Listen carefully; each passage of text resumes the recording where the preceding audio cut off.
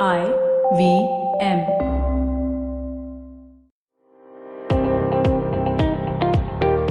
Welcome to All Things Policy, a daily podcast by the Takshashila Institution. We are a bunch of policy nerds based in Bengaluru, and we like bringing fresh perspectives to Indian affairs and Indian perspectives to global affairs. So grab a cup of coffee, sit back, and join us for today's chat. Hello and welcome to another episode of All Things Policy. I am your host for today, Pranay Kotasthane. And today we are continuing our episode series on our latest book, India's Marathon. As you would already know that we've recently published a new edited volume based on one of our flagship projects called Understanding the Changing World Order. And the book, which is called India's Marathon, Reshaping the Post-Pandemic World Order, aims to understand how the world order is changing and what India must do about it. And we've brought together original chapters by a host of leading public intellectuals, experts, and practitioners to create a comprehensive vision for the future centered on India and for India watchers across the world. You'll find a link to the ebook in the episode description. And today we are going to discuss one of the chapters in that book, and that comes in the second section of the book, where we are discussing about the domestic reforms that India must undertake to confront the changing world order.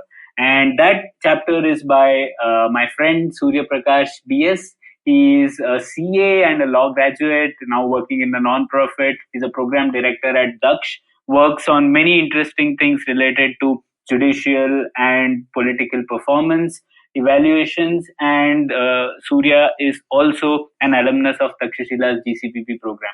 So Surya, welcome to this episode. Hi Pranay, great to be on this podcast, first time on All Things Policy, and congratulations on this publishing of this fantastic volume. Looking forward to reading all the other chapters soon. Yes, Surya, thank you and congratulations to you as well. So now let's begin, Surya. The chapter that you have written talks about reimagining how India's government should raise money. Right? So isn't there a common perception already that we are already paying so much taxes? So why is there a problem here at all? So can you tell us what is the problem in India's taxation system, first of all? Yeah, it is very common, right, to say people... The taxation system in India is very heavy, or people are saying, why am I paying taxes? Why am I paying so much taxes, right? The problem is twofold. One is, if you see the numbers per se, India's tax to GDP ratio has been around 15-16% for quite some time now, which is much lower than what other countries are that we aspire to be, are at. It's in the late 20s or early 30s. The ones that are lower than us are peculiar countries with geographical advantages and merely trade centers. Singapore, for example, is like 12%. Pakistan is at 10%. Not the greatest company. So one is that the tax base itself is low, because tax by definition is only on the formal economy, people who have registered with the governments, and therefore the formal economy in the Indian context has been low, and hopefully GST etc. will change that scenario. But over time it has been low, the formal economy has been low, and taxes on them have been low. The second aspect is this lack of a quid pro quo, right? There is no connection between taxes raised and what citizens get out of it. If you see Adam Smith's canons of taxation, this is one of the things. He has said this is not a fee for service. This should, you cannot say, I have not got anything, so I will not pay taxes, right? But increasingly, people are realizing that taxes raised should mean something to the society. So the expectations of the citizens on the state, the state of India, right, is increasing. If you want to meet those expectations, if you want to grow up in the value chain, if you want to grow up in the economic size, then increasing your tax base, increasing your tax to GDP ratio is, you cannot get away from that problem. Right. Thanks, Surya. I think it's quite an important problem. I also remember recently there was this paper by Devesh Kapoor on why does the Indian state fail and succeed. And he begins that paper by saying that at the heart of state building is a fiscal story, right? So just like you have a monopoly over the legitimate use of force, just like a state has a monopoly over the use of force, it also has a monopoly on the legitimate expropriation of resources, right? And that is in the form of taxes. It manifests in the form of taxes, and the fact that we are not doing well on tax suggests that there is some problem with that, us with the state being able to exercise that monopoly, right? So I'm sure we'll get into what are the problems, how do we resolve them. And at this point, I would also like to say that not just about how we want to aspire to those states and we are behind them.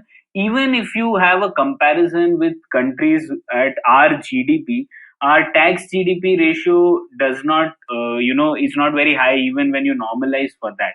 So it suggests that we are not able to somehow raise taxes in a way that is fair, in a way that is not very high, and yet it is spread over a large number of people, right? So Surya, what is the problem? One, you said that the base is low. Why is the base low? What are the things that we are actually missing out? The two big components that we miss out is the agricultural economy due to historical reasons, and possibly rightly so. At that point of time, agricultural sector was exempted from taxation. The size of the agriculture in the Indian GDP has shrunk over time, but it is still not small, right? So that is a huge contributor to the low tax base. The other thing is the size of the informal economy, which I have already mentioned, is another reason why tax base is low. I feel the other thing which doesn't get talked about too much is this capital gains. You treat capital differently from other resources. You give a lower tax rate and a low beneficial tax treatment to capital, financial capital, right? Not the economic capital. So that has also, in my view, resulted in a low base on which you can raise taxes. That's interesting. We'll discuss on that. So, but Surya, you've written this chapter in a volume which talks about how India should confront the world order over the next 20-25 years, right? And how should it internally strengthen itself to confront the changes which are happening. So why is raising revenue that important from this perspective of a long-term world order scenario? I think that is the core question, right? Why is this question important if we are convinced about that? There is no doubt that Indian economy will grow.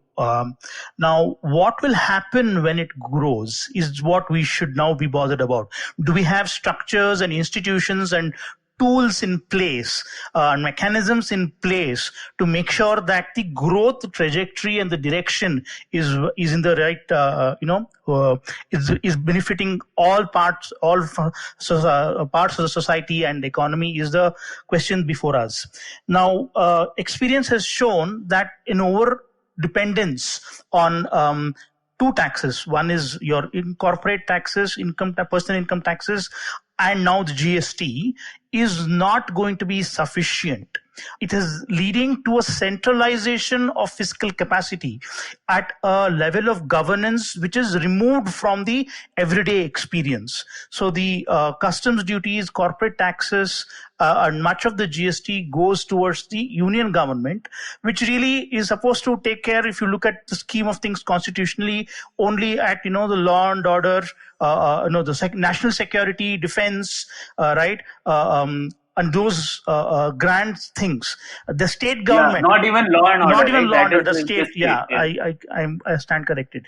So the state governments are supposed to take care of law and order, but what we have seen increasingly is that citizens need their day-to-day experience to be better, and that can be done best only by your local government. So this consolidation of fiscal powers in levels of governance that are not directly affecting your day-to-day experience is leading to a hand down of this money. There are people who go and say, okay, Bangalore, Bombay, give me money, or Belgaum, give me money. And then the state government or the union government says, okay, you are eligible for so and so, you are not meeting these conditions, so I will give you so much money. Now, that is the situation that we should prevent going forward when other parts of the country other than the state capitals and metros grow and start becoming part of the economic development story. Now, this is not to forget the story that happened before GST, which is most city corporations and town municipalities had the power to levy taxes called octroys or entry tax, which was a disaster, right? It started somewhere in the 70s and went on right up till 2010, 2012. Every truck which passed through a town had to pay some tax. So who will determine how much tax? What is the value of the goods passing through? All of those, rampant corruption. So we should be mindful that the ability to raise taxes was given to certain municipal corporations, etc., which did not go out very well, and therefore we should make sure that the new mechanisms that we think of avoid those pitfalls. Yeah, just to put it in a context of the world order, I also feel that if we want the Indian government to look at things which are related to foreign policy, defense, the core functions which are in the union list, it means that it has to concentrate on doing those things, right? And currently the situation is union government is doing state governments and local governments' job. State government is doing local government job, and local governments have no scope to do things on their own. Right. And we can't have a country which is confronting the world order when you have the national government busy in doing so many things, right? And you need to have this clear constitutional assignment which gets followed. An illustration, Surya, of this was, remember a couple of years ago when there was the budget statement in Karnataka state government's budget which was being read out, and I was just listening to it. The CM was actually talking about a flyover in one part of Bangalore in his speech. So it was striking that, CM of a state which is 6 crore in population is talking about a flyover in a city of the state, right? I mean, that should be the job of our local government. So I think that just illustrates we don't just have an aggregate problem of collecting taxes. We also have a problem that as the governments become closer to the people, they are doing even worse at collecting taxes than the governments which are farther away from the people, right? Yeah. So our property tax collection is terrible. Do you have any insight on that? This is already well documented, so these are not original insights, but just so that we have this narrative, the functions have been devolved, right? The ability to do after the 73rd, 74th Amendment to the Constitution, the ability to do local governance has increased, the Panchayat Raj or the urban local bodies, but that has not been commensurate or matched up with the capacity to raise revenues other than those entry tax which were just pass-through transactions. So this mismatch between powers and responsibility, you have increased their responsibility without their power to raise taxes or revenue, right? That is the mismatch that needs to be corrected over time. So the next 25 years is the opportunity for us to set that right forever. Yeah, absolutely right. If our local governments are not stronger, then we will not be able to look at bigger, grander things, right? We'll be forever talking about union governments running drinking water schemes and Swachh Bharat Abhiyan and things like that, right? Which should be legitimately in the domain of the local government. Absolutely, yeah. Right. So that sets the context of why this is important. Now let's come to the solutions, Surya, and let's divide it into two parts. Like when we talk about revenues, there is non-tax revenue in the form of fees that we pay for the services, and then there is tax, right, that we have to pay regardless of the service that we get. So let's talk about the taxes first, and we'll come to the non-taxes later. Right. So on raising the tax to GDP ratio, What are some of the solutions that you propose? The taxation aspect of it really is going to be dynamic depending on which sector or how the economy really develops, matures over the next 25 years or so. I have some thoughts on the institutionalization of the tax reform itself. For example, I feel that the tax reform story in India has been very checkered. You have committees, the Raja Chalaya committee, then the Kelkar committee, and many other committees who have done great work to the extent we have visibility on the reports. But none of them have been adopted in toto, that we don't know why they were rejected, etc. So this process of looking at how your tax system is functioning, whether it is your income taxes or your GST, needs to be set aright, which is to say that there has to be periodicity. There has to be certainty of when and how frequently you will look at the functioning of the tax system as a whole, not just as administrators, not just from increasing the revenue perspective, but from a complete holistic perspective. And I think the Finance Commission is the right body for that. So I propose that the Finance Commission's terms of reference include going forward a review of the taxation system. Currently, they look at it from a collection perspective, but nothing stops this from being expanded to include a review of the taxation system. The second is that there has to be a procedure that has to be laid down on how these review mechanisms will work, right? Very empirical, data-based, interdisciplinary way of looking at a taxation system.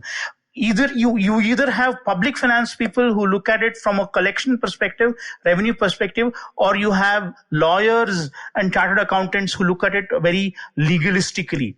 So there has to be a midpoint. There has to be other disciplines who can be included in analyzing how the taxation system is affecting the economy and the taxpayers individually. I think the process of doing this review, along with referring it to the Finance Commission, should also be laid down very clearly. Much can be, gained from such an exercise.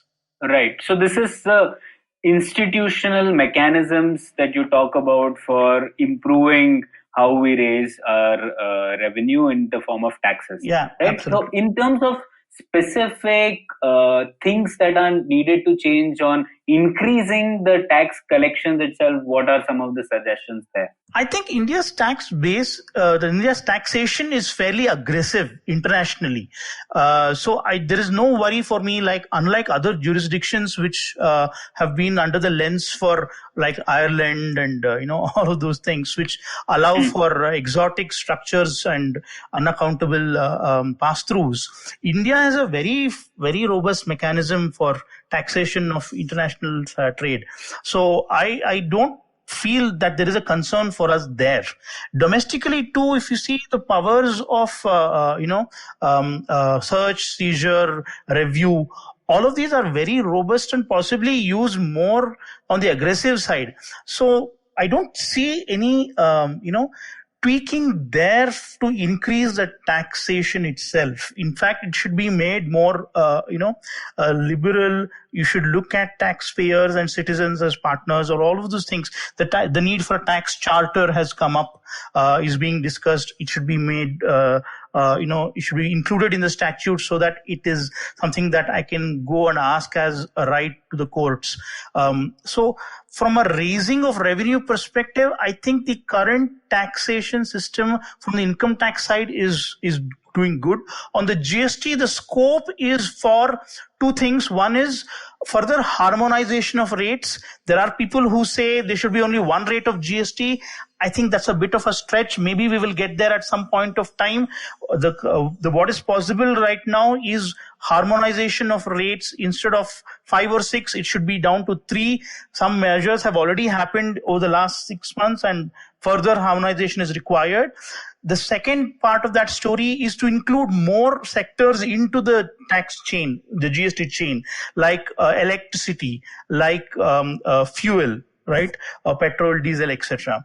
Or bring agriculture also into it over a period of time. These are the things that can help on the GST side from increasing the tax base perspective. Customs is a different story. In a ever changing in a global trade scenario. We are already seeing pushback on the China story, where due to security issues and other strategic concerns, India has raised customs duty heavily, especially on electronic components that are imported into India. So customs, I think, is also on the right track. Whether it should be raised only for certain components or whether that is leading to arbitrage is a very case-to-case specific scenario, because what we saw was, while there was increasing of customs duty on electronics and mobile goods, there has been a complementary lowering of taxes and other incentives given for the supply chains to move into India, which is to encourage industries being set up in India. So I think that is also something that we should closely watch and see how the other countries invest into India and become more integrated into the India supply chain, and how India integrates itself into the global supply chain. I think we are doing good on the taxation aspect, really. It's more on the implementation aspect of it. Right. But Surya, absolutely. I am one of the strongest proponents of the fact that we should be lowering taxes. But what I meant is, you have tax, when I said tax collections, it's a product of two things, right? Tax base into tax rate. And we want, as you said in the beginning, our main problem is that our base is so low. So if we want to increase the product of base into rate, we should actually be decreasing the rates and increasing the base, because there's so much scope to increase it, right? And if we do that, our tax collections will automatically improve over time, right? So in terms of improving the base itself, right? I think on customs duties, for example, when you said increasing that will actually be harmful, right? Because you have so many of our intermediate goods come from China or other countries, and in order for India to produce locally, you need to import some of these intermediate goods. So increasing customs duties at a very high rate will actually harm Indian industry itself, right? Correct. I mean, unless it is a very short-term strategic move, and it is also done along with other measures, like how they have done, right?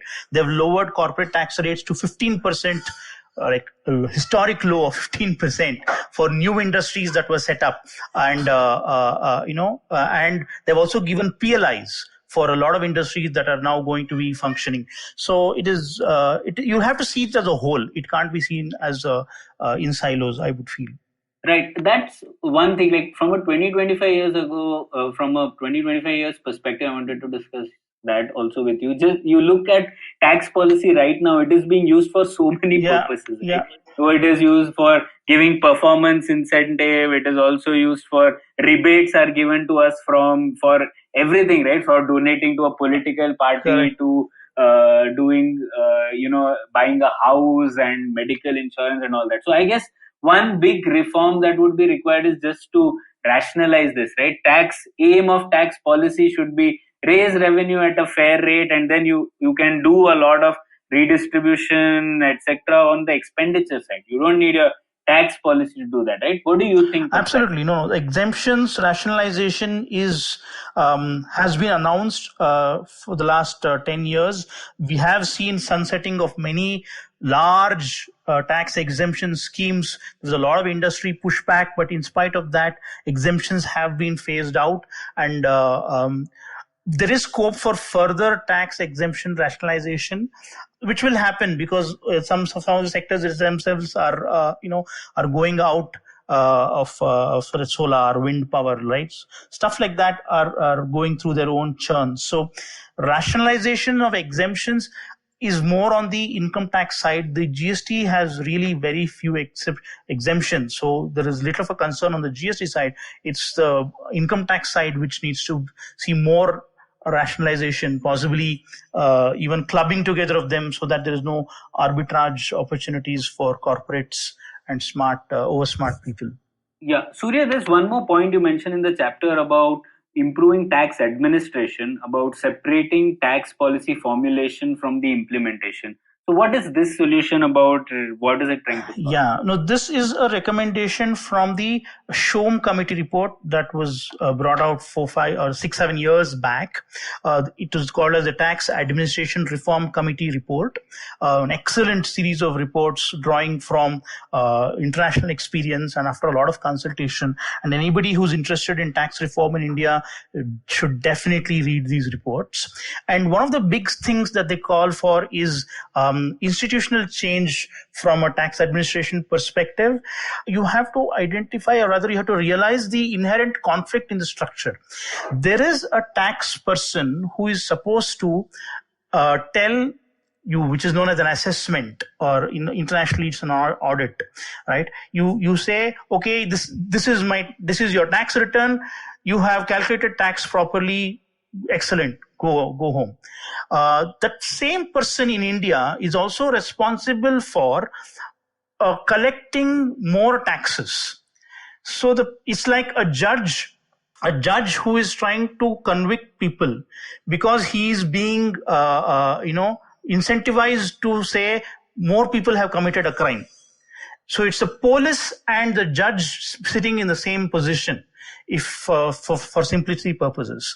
So the conflict in Indian tax structure is that the persons who are responsible for framing the laws, for administering it, and for policy formulation, administering it, collecting it, and policy formulation, if you look at it as a cycle, are the same person, the same team of people. So this Shom committee report rightfully says there should be a separation of these powers and duties, so that there is no inherent conflict of the persons setting laws also being responsible for increasing tax collection overall. This is a conflict that is there in most regulators. SEBI has it, RBI has it. Increasingly, we are seeing it on technology fronts, technology regulators, TRAI. So recognizing this in tax is a new thing. To see tax as one more sovereign function, which is expropriating your private property, and therefore it needs to be regulated properly, is something that we need to be increasingly aware of. And this separation is, I think, very much required for the long-term health of the tax administration of the country. Right. Thanks. Yeah, I think it is a general policy reform about separating steering functions from the rowing ones, and I think this sort of fits very nicely into that. Okay, Surya, so these are some of the things you spoke about on things we can do on the tax revenue side. Now let's come to the non-tax revenues. Why are non-tax revenues important, and what are the things that we can do there? Non-tax revenues is where I think this chapter is really pushing the agenda, where I put forth not again, this is drawing from literature already extant, but putting together a story. Some excellent papers by Dr. Govind Rao and Dr. Bird from World Bank on this topic. So non-tax receipts are receipts for services rendered. It could be fees for land registration. It could be business registration, your ongoing company license renewal, your trade license with BMP or other municipal corporations. So therefore this non-tax revenues play a significant role, can play a significant role in reimagining how governments get money to run or supposed to do what they want. For the lowest level of government, or the most immediate level of government, if we can call it that, from our everyday experience, we want them to give us services. We want them to enable an environment which is suitable for businesses, citizens, and for different types of people. Now, basically there the quid pro quo can be very strong, should be very strong. And therefore, what is suggested is that it's not really a tax, right? Because municipal taxes are also there. We are saying go beyond municipal taxes, because at the local level of governance, these government bodies, this level of government can actually be held accountable for what they give you. Are they picking up garbage? Are they, be able to give you clean water, tap water? Are the parks clean? Are the roads, properly tarred? Is the sewerage good, right? So it is possible to hold this level of government accountable for these immediate infrastructure, immediately, perceptible to me, and infrastructure to be viewed broadly. So what we propose in this chapter is to say that there should be a fees for these services, which is not subsumed in the municipal taxes. There will still be some overheads and the governance costs, but for providing these infrastructure and services, you really need to start charging fees. There are some things that we need to keep in mind while implementing that. We can come to it in the next stage. But that is really the dramatic, bold idea that is suggested in this chapter, that go beyond relying on income tax and GST and handing them down to local government, and then they, appointing, calling for a L1 tender and, selecting a contractor and then building flyover, etc. Avoid doing that. Allow these infrastructure and services of provisioning of public goods, as it is called economically, right, in public finance. Provisioning of public goods, allow them to charge fees for it, and that can then be a game changer, is what is suggested in this chapter. Right, and some of these are not just public goods, right? They are private goods. For example, you occupy a place on the road, on the curbside, and you park your car there. It is a private good that you've appropriated for that particular amount of time, right? You have taken land away from which was available to the public, right? So in a sense, even things like if you have a water coming to your house, that is a private good, right? So there are things which are private goods, and the state is providing you, local government, so there should be charges for that will help you to sort of provide these services better. And I think, Surya, you also mentioned about this idea of local governments being connected, and that the consequences of their performances are very visible, right? So, for example, this is a idea about that Richard Burt talks about on the Vixelian connections, that there should be maximum overlap between those who decide, those who benefit, and those who pay. And that is something which can happen in the case of local governments, right? And that's why if you increase service charges, it will help in increasing this overlap of these three circles. Absolutely. Yeah. I refer to that in my chapter 2. Yes. Absolutely. Great. So that is what we can do on non-tax revenue. A last question, Surya, that you had written this chapter before COVID-19, right? And now that COVID-19 has happened, is there anything that changes? Is there anything that any part that should be looked at more in a focused way? So, for example, I think definitely non-tax revenue is one thing. You already see local governments, for example, in Bangalore, you have MG Road, which is now parking is taxed, right? So you have non-tax revenues, not tax, I mean, you are paying fees there, which was free earlier. So that has sort of become one way to raise revenue rather than taxes. So do you see similar changes happening because of COVID-19? Before I answer the COVID, I think it is important to also highlight two things that are necessary for not ensuring that the state monopoly is abused in this process of charging fees, right? Allowing for regulatory competitiveness, which is to say that charging parking fees from MG Road, as a very simple example, or advertising revenue, right? If you allow for people to compete in generating advertising revenue or charging parking fees, then it will prevent capture it will prevent abuse of monopoly. I think allowing for these regulators and governance service providers, public good service providers to compete can solve some of the problems. And again, this is not uniform. It will depend on the nature of the goods and the services. The other is to also have social, and this is where the COVID connection comes in. This is to say that you also prevent people from freeloading, not just through pricing mechanisms, but also through social, messaging. Encourage people to be part of people who pay for services, provide support to people through a different mechanism for people who cannot afford these, and also shame and name people who don't do it.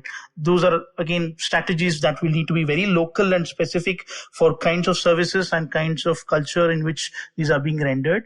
For COVID, public health has taken over the narrative completely in India from a governance and state capacity perspective. So using technology or just ramping up public health capacity of the state, I don't know whether there can be a charging mechanism for it, or whether this should be seen as an opportunity to increase revenue. But once the vaccine is in and there is a stabilization amongst the population of the use of this vaccine, post that, clearly public health and safety and sanitation should take priority, although I don't see that as a revenue opportunity, Pranay. Right. So let's go to the last question, Surya. So you said that some of these things like social services, etc., will still have to be provided for, and that should not be looked at the non-tax revenue opportunity. Are there any other things that change, let's say taxation and GST? How do you see that playing out because of COVID-19? Yes, I think post-COVID will present its challenges to the taxation system of the country. With the economy contracting, the number of transactions going down, we are most likely and definitely going to see a fall in tax collection, a natural almost consequence of that. So as to maintain the revenue size and meet their expenditures, tax systems are likely to go aggressive on current tax payers, try to extract more from the same pool and from the same base. So there are two ways in which this could be tackled. You can increase the tax base, which is to tax more transactions, which in the case of GST really in the country, there is not much left which is not taxed for you to increase the tax base. In income tax, maybe others, sources like agricultural income or derived from agriculture can be looked at more aggressively to include in the taxation scheme of things. Or the classic solution is decrease the tax rate so that more people will feel incentivized enough to pay more taxes. I don't know how much of that is true in the Indian context, and whether a further reduction of taxes is required or rather warranted in this current scenario when resources of the government needs to be increased, state capacity needs to be increased to deliver other functions that are going down. My suggestion would be to make the switch from an informal enterprise to a formal enterprise.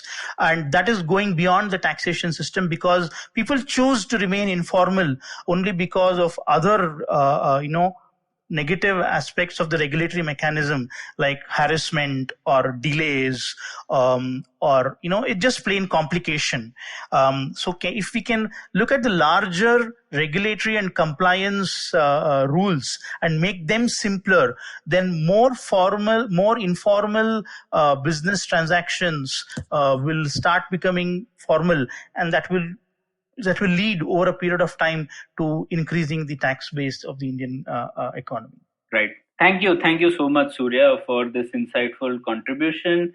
And you tried to present in very simple terms about how tax revenues and non-tax revenues are really critical for India to even confront changes in the world order, and the idea that we need our local governments to be more independent in how they raise revenue is also important. That's and only then can we have state and union governments doing much more broader and much more ambitious things.